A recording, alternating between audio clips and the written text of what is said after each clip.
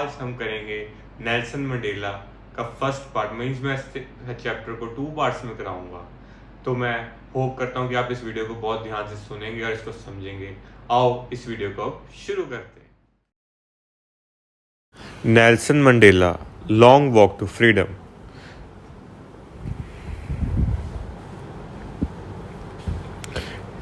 10th May dawned bright and clear. For the past few days, I have been pleasantly beset by dignitaries and world leaders who were coming to pay their respect before inauguration. इसमें बताया गया है, Nelson Mandela खुद बता रहे हैं कि आज 10th May का दिन है। ये ब्राइट और क्लियर है, बिल्कुल साफ़ सुथरा दिन है। पिछले कुछ दिनों से उनको बड़े बड़े डिग्निटरीज और वर्ल्ड लीडर्स, जो बड़े बड़े लीडर्स हैं वर्ल्ड के, वो उनके पास आ रहे हैं और उनसे मिल रहे हैं और जो इनॉग्रेशन सेरेमनी है उसको अटेंड कर रहे हैं और उनको रिस्पेक्ट शो कर रहे हैं। The inauguration would be largest gathering ever for international leaders on African soil. इसमें बताया गया है जो ये गैदरिंग थी बड़े सारे लीडर्स की, ये सबसे बड़ी गैदरिंग थी पहली बार साउथ अफ्रीकन सॉइल पे। उसके बाद आगे बताया गया है, the ceremony took place in the lovely sandstone amphitheater formed by Union Buildings in Pretoria। इसमें बताया गया जो सेरेमनी है वो सैंडस्टोन एम्फीथिएटर में हुई थी, जो कि यूनियन बिल्डिंग्स इन प्रिटोरिया द्वारा बनाया गया था। For decades this had been a seat of white supremacy। मतलब ये जो बहुत लंबे टाइम तक साउथ अफ्रीका पे white supremacy means white people का ब्रिटिशर्स का राज था।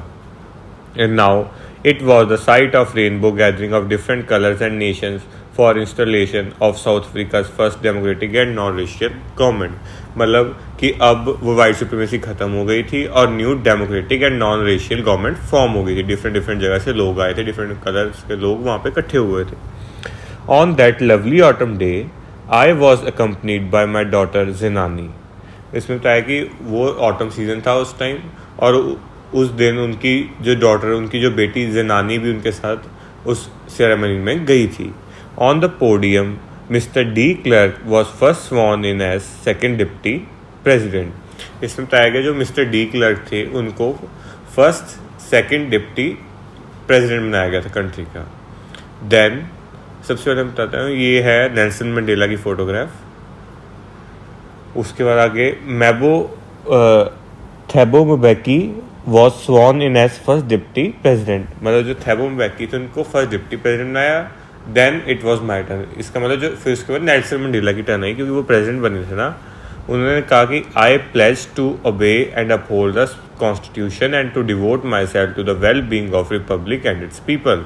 वो कहते हैं कि मैं प्लेज करता हूँ कि मैं इस कॉन्स्टिट्यूशन को अपहोल्ड करूँगा, इसके सारे रूल्स ओबे करूँगा, अपना सारा एफर्ट्स और टाइम लोग इस कंट्री के लोगों की तरफ दूंगा और इसको बेटरमेंट में आगे हेल्प करूंगा।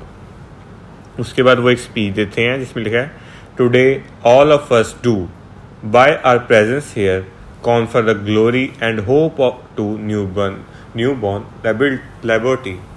इसमें बताया गया है वो सबको सबसे पहले संबोधित करते हुए कहते हैं कि वो होप करते हैं कि न्यूबॉर्न लिबर्टी ऐसे ही बहुत आगे तक बढ़ेगी। Out of experience of an extraordinary human disaster that lasted too long must be born a society of which all humanity will be proud। वो कहते हैं कि जो ये एक्स्ट्राऑर्डिनरी ह्यूमन डिजास्टर किसको कहा गया, जो वाइट पीपल ने ब्लैक पीपल को तंग करा था, उनके ऊपर अत्याचार करा था, ये सब कुछ उसको ह्यूमन डिजास्टर कहा गया। जो अब वो कहते हैं कि वो होप करते हैं कि ये जो न्यू सोसाइटी बन रही है इस पर ह्यूमैनिटी प्राउड करेगी, लोग प्राउड करेंगे। We who were outlaws not so long ago. वो कहते हैं हम आउटलॉ जो कंट्री के लोग, मतलब जो कंट्रीज के बाहर की दूसरी कंट्री के साथ डिप्लोमेटिक रिलेशन टूटे हुए होते हैं, नहीं होते, उस कंट्री के लोगों को आउटलॉस कहते हैं। Have today have been rare privilege to be host to the nations of the world on our soil। We thank all our distinguished international guests for having come to the take possession with the people of our country of what is, after all, a common victory for justice, for peace, for human dignity। वो सबका thank करते हैं जो international leader आए हैं कि आप इस पोजेशन मतलब इस सेरेमनी में आए और हमारी ये जो कॉमन विक्ट्री हुई है जस्टिस की, पीस की, डिग्निटी की, इसमें आपने हमका हिस्सा बने हो। We have at last achieved our political emancipation. इसमें वो कह रहे हैं कि हमने एक political freedom at the end achieve कर ही ली। We pledge our people to liberate them and prevent them from continuing bondage of poverty, deprivation, sufferings, gender and other discrimination। इसमें वो कहते हैं कि मैं प्लेज करता हूँ कि हम अपने लोगों को लिबरेट करेंगे, उनको poverty, deprivation, sufferings and gender और अदर डिस्क्रिमिनेशन से बाहर निकालेंगे। उसके बाद never never and never again shall it be this beautiful land will experience oppression of by others. इसमें वो कहते हैं अब दोबारा कभी भी नहीं ये दूसरे लोग यहाँ पे आके दोबारा ऐसा कुछ कर सकेंगे, हमारे लोग अब ये कभी भी ऑपरेशन दोबारा से फेस नहीं करेंगे। उसके बाद आगे कहा गया है a few moments later we all lifted our eyes in as spectacular array of South African jets, helicopters and troop carriers roared in perfect formation over the Union Buildings. इसमें क्या है, थोड़े टाइम बाद सब लोग जब ऊपर देखते हैं तो जो साउथ अफ्रीकन जेट्स होते हैं वो एक इम्प्रेसिव डिस्प्ले ऊपर दिखा रहे होते हैं, मतलब अपना बढ़िया करतब वगैरह दिखा रहे होते हैं, वो जो कि बहुत बढ़िया लगता है, यूनियन बिल्डिंग्स के ऊपर कर रहे होते हैं। It was not only a display of pinpoint precision and the military force but a demonstration of military's loyalty to democracy. इसमें वो सिर्फ ये दिखाने के लिए, कोई अच्छा दिखाने के लिए नहीं कर रहे, ये एक अपनी लॉयल्टी भी शो करें, डेमोक्रेटिक न्यू जो डेमोक्रेटिक गवर्नमेंट बनी है ना, उसको अपनी लॉयल्टी भी शो कर रहे हैं।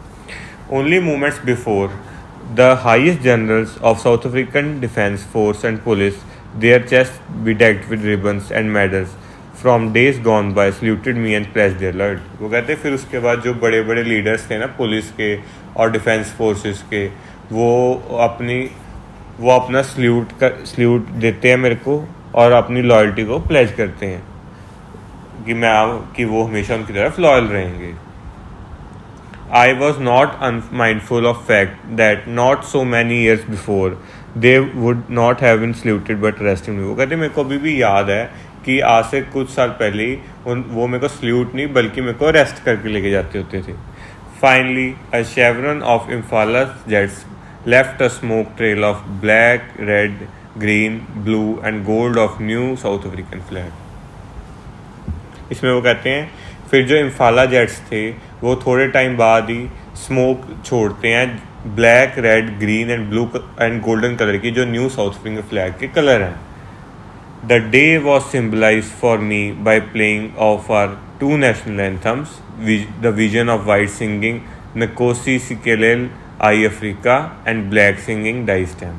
तो इसमें कहते हैं कि अब इसके बाद दो नेशनल एंथम गाई जाती हैं, जो वाइट विजन में थी वो थी Nkosi सिकेलेल iAfrika and black जो थे वो डाई स्टैम गाते थे। Although that they neither group new lyrics of anthem but they are despised they would soon know the word by heart. वो कहते हैं ऑल्दो जो सारे वहाँ कई दोनों ग्रुप थे उनको एक दूसरे की समझ नहीं आती, पर उनको जो वर्ड्स थे अपने हार्ट से समझ आ रहे थे, मतलब वो इतने ध्यान से सुन रहे कि सबको समझ अंदर से ट्यूनिंग या बीट समझ आ रही क्या कहना चाह रहे हैं। On the day of inauguration, I was overwhelmed with a sense of history। वो कहते हैं कि वो बहुत खुश थे, with sense of history से बहुत खुश थे। In the first decade of 20th century, a few years after bitter Anglo-Boer War and before my own birth, the white-skinned people of South Africa patched up the differences and erected a system of racial domination against the dark-skinned people of their own land। वो कहते यहाँ पे वो बात कर रहे हैं first decade, मतलब पहले 10 साल जो 20th सेंचुरी के थे उस, और जब उनका बर्थ भी नहीं हुआ था तो वाइट स्किन पीपल, मतलब जो वाइट पीपल थे या ब्रिटिश पीपल थे जो साउथ अफ्रीका रहते थे, उन्होंने डिफरेंसेस क्रिएट करने शुरू कर दिए थे अपने और ब्लैक पीपल में। एक अलग ही सिस्टम लाया जिसमें रेशियल डिस्क्रिमिनेशन होती थी, कलर के बेस पर डिस्क्रिमिनेशन होती थी। उसका जो उन्होंने the structure they created form the basis of one of harshest most unhuman society the world has ever known. वो कहते हैं उन्होंने एक स्ट्रक्चर बना दिया था जिसमें जो बहुत हार्श था, बहुत अनह्यूमन था, मतलब ह्यूमन के खिलाफ था, मतलब वो ब्लैक पीपल को बहुत ही परेशान कर रहा था। आज तक ऐसा कुछ भी कभी वर्ल्ड को नहीं पता था, पहली बार इतना हार्श और ख़तरनाक सिस्टम बनाया। Now, in the last decade of 20th century and my own 8th decade as man, that system had been overturned forever and replaced by that recognized the rights and freedom of all people regardless of color of their skin. इसमें कहते हैं कि लेकिन अब at the end of 20th century, और उनके खुद 8 decade में, मतलब 80 ईयर्स के आसपास उनकी एज थी, कि अब ये सिस्टम चेंज हो चुका है। यहाँ पे अब सबको इक्वल राइट्स और फ्रीडम मिल चुके हैं, किसी की भी कोई स्किन या के कलर के बेस पे कोई डिस्क्रिमिनेशन नहीं है। That day had come about through the unimaginable sacrifices of thousands of my people whose sufferings and courage can never been counted or repaid। कहते लेकिन ये जो दिन है ये बहुत मुश्किलों से आया है, अनइमेजिनेबल, हम सोच नहीं सकते ऐसे सेक्रीफाइस किए लाख थाउजेंड्स हज़ारों ही लोगों ने। उनके इस सेक्रीफाइस के बिना ये दिन कभी भी नहीं आ सकता था, और इसको वो कभी भी हम इसको वापस चुका नहीं सकते सेक्रीफाइस को, ना ही हम गिन सकते हैं, अनगिनत सेक्रीफाइस है। I felt that day, as I have on so many other days, that I was simply the sum of all those African patriots who had gone before me। वो कहते हैं कि अब वो सोचते हैं कि वो भी उन्हीं पैट्रियट्स में से जो उनसे पहले अब शहीद हो गए इस देश के लिए। That long and noble line ended and now began again with me. I was pained that I was not able to thank them, and then they were not able to see what their sacrifice had brought। वो कह रहे हैं कि उनको बहुत अंदर से दुख है कि वो उन लोगों को थैंक नहीं कर सके, और वो लोग नहीं देख सके कि जो वो चाहते थे वो हो चुका है, उनके जो मतलब वो जिसके लिए वो सेक्रीफाइस कर रहे थे कि वो सब कुछ हो चुका है, लेकिन अब वो नहीं देख सके क्योंकि वो इस दुनिया में नहीं रहे। तो आज मैं आपको यहीं तक कराऊंगा। मैं होप करता हूँ आपको यहाँ तक ये चैप्टर क्लियर हो गया होगा, और आगे मैं इसकी नेक्स्ट वीडियो कल डालूँगा, फिर से जो बचा हुआ पार्ट उसमें क्लियर करूँगा। Now thanks for watching. Okay.